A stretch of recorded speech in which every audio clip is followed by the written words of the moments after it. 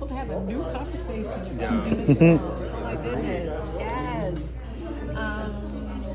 We all know and revere and are aware of what my mother has done for our people, right? But most of us, myself included, don't know enough about the time in her life where there was still innocence. Yeah. And she was still discovering herself and her direction after she was rejected from the Curtis Institute. So Barn Grill, I think it was, Atlantic City, after she was rejected from the Curtis Institute, she was figuring out what she was going to do. So for a while, she was an accompanist for a voice coach, I think in Philadelphia.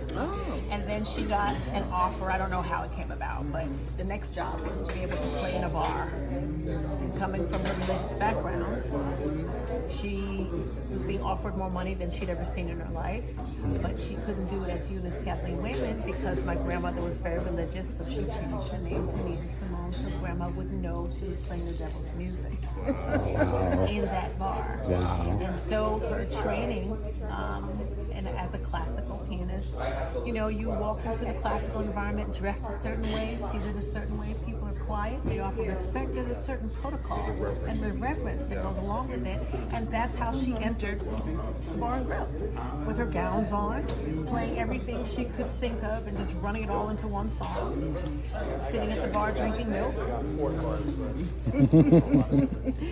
And then at some point the owner said to her, or the manager, I don't know which one, if you want to keep your job you have to start singing. And that's how it all began. And it was wild, and I heard that there were people that remember that time, that her reputation began to spread and there were lines forming outside of the Midtown Bar and Grill wanting to come in and hear her play. And I believe that's when the representative from Bethlehem Records discovered her. And her first album, which has one of my favorite songs on it, she does a rendition of Moon Indigo that is off the chain. And her piano virtuosity is highlighted in how she mixes classical and jazz together on that album. The album cover, she's sitting in Central Park, you know, and if my memory is correct, both she and Shlomo were signed onto Bethlehem Records at the same time. So that's when they got to know each other. This is before she met my dad. And so I say it was around 1959 because the album Forbidden Fruit, which apparently she did 3 Hebrew songs on, which I didn't know because I was always singing along with the title track as a child, which I found out was written by Oscar Brown Jr. That came out on Cold Picks in 1960. There are 3 songs on that album which she performs in Hebrew. I left Broadway 15th of June 2003. I walked away from Miami at the Palace Theater 2 months after she died. This is the 20th year of her passing, to tend to my family's affairs. And I have not been back until now. And I always said when I came back to theater, I wanted to be a producer. And I'm an executive producer of this show. Amazing. I'm doing a project with my mother, excited about it, on my own terms. Wow. Better than ever. And it just, you see my smile, it's as well. All is well. Wow, that's beautiful. Thank you for sharing that. You're welcome. Thank you so And much. this legacy now continues from a place of joy. I want you to know that. There's been enough suffering. There's been enough fighting. There's been enough dysfunction. And there's been enough sacrifice. So let's have a new story. Let's have a new narrative. That's right. And take responsibility and ownership, all of us, for what we all need to do as a collective. I'm a writer and a performer myself. I've been in France the last 9 years, and I've done very, very well over there, as have many of our predecessors when they've gone over there. I'm going to be made a knight. France is making me a chevalier. Wow. Okay. Wow. Well, you know, I've been performing over there since 2014. I released 3 albums, which can be found on iTunes and Spotify and YouTube. The first one is All Is Well. You see my tattooed back. The second one is My World, and the third one is In Need of Love. And I've rose to the top very quickly, same way that it happened in theater. I've done all the top festivals over there, and so I believe, because my concerts are an experience. I'm very spiritual, so my mother's concerts were an experience in a different way. My concerts are an experience in that I bring my heart, as Mommy did, but at the end of my concerts, people are laughing and dancing around, and it's just got hearts everywhere, and it's just fabulous, and waiting to do it again. And so, being her daughter, first of all, Mommy never died in France. She still lives. And so for me to come there and for them to not care about the rumors, and to embrace me as her child, and to embrace my music, to understand, to not care that I'm keeping my clothes on, to not require that I sing about some stuff that doesn't make any sense, I believe that after the last 8 years, my name was submitted to the Minister of Culture, and they said, yes, we want to make her a knight. I didn't even know until it was done. I didn't even know my name was being submitted, to be honest with you. I didn't ask why, I just said thank you.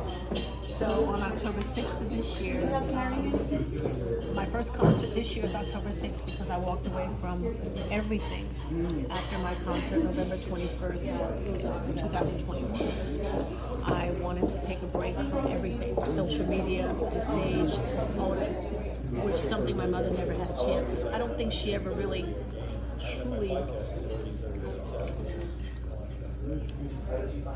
thought that it was possible for her to do that, because we can get caught up no matter who we are and how am I going to live, and I'm going to lose all this momentum and all that. Even with the front page newspapers.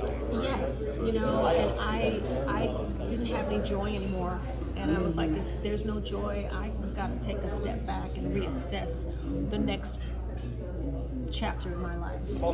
And I didn't know when or how I was going to come back to the scene. And about 3 or 4 months ago, I started feeling this churning. And of course, there were concerts in Australia that had been postponed since 2020. People had never given back their tickets. So I had big band shows already set in Australia for this year. And France asked me to do a show in October. Germany asked me to do a show in August, and they're all big band. It's all homage to my legacy. I do a lot of my favorite Nina Simone songs, and then I do my own songs. And so, and I have 6 concerts this year. 4 of them are in Australia, Melbourne, Brisbane, Perth, and Sydney. I'll be in Germany, and I'll be in Paris. On October 6th, I will receive my medal as a knight on the stage at the Big Band concert. So, congratulations. 7 concerts I'm doing this year, and of course, this came back into my life on May 1st. I planted the seed with Daniel Wise in 2011 when I walked in a doubter, like, okay, what's my motivation to impress me? And walked out a believer. And he told me that because of what he went through to put this show together, he didn't know if he wanted to continue, but because of what I said to him backstage, it gave him the impetus to stay dedicated. And he contacted me on May 1st this year, and the fireworks went off, and here I am sitting with you. So it feels right, and when we can recognize when something comes, when a miracle happens, come on, y'all know what I'm talking about. And when it seems impossible, I had 6 days to put it all together. And you just trust. I got chills right now. When you trust and you follow that feeling, the doors open, and the level of joy and rightness and support is all there. And that's what you feel from me. That is what I'm feeling. That's what I am like sitting in right now, and I feel good. Yeah. And to think that this has to do with my mom as well. And Rabbi Shlomo. I never heard this man before in my life. Now I'm listening to his music. And, I want to know more about him. And he followed his heart, and he's beautiful. When you see this play, you're like, this dude right here. And to think that the Jewish community and the Black African American community, listen, Liz Garbus, who was the director of What Happened to Simone, is Jewish. You know, there have been a lot of times I feel, I don't know for sure, and I can't name the specifics, but I get the feeling there is nothing new about our communities coming together. You know, we just need to, I think, shine a light on it a little bit more, and once again, change the narrative. The whole paradigm, it's not working for us. Let's just change it. Let's try something new. And I guess on the changing the narrative piece, right? Like I was just mentioning to folks here at this table, I felt like I was in a lot of the angry forms of Nina Simone depiction, right? The sort of weird social interactions that we have with the concept of Nina Simone around various films that have been made. And I want to know for you, like, how can we then tap into that joy that you're really sort of producing and bringing forward, right? Like, where do we go for that? Okay. Just keep It's that following simple. me. It's that Follow the light path. You won't be able to miss it. Okay. Okay. Because that's where this legacy is now. And my daughter, who's 24, this is a matriarchal legacy. I have 2 sons and a daughter. She's carrying it on. Wow. And if it's up to me, fingers crossed, she's going to play my mother the next time this show comes back to Broadway. And she is that talented. So let's see what the future holds. But, you know, it's about me making a decision. My mother died. A lot of people forgot that was my mom. I'm the only person on earth who called her my mommy. So everybody who's thinking business-wise, society-wise, politically-wise, I'm the only one who lost her mother. So I had to make peace with a lot of things, and I had to become very clear. I'm clear now. And so I realized that I needed to not try to step into her shoes, but to bring who I was to this. And that's what I've been able to do. Amazing. Thank you.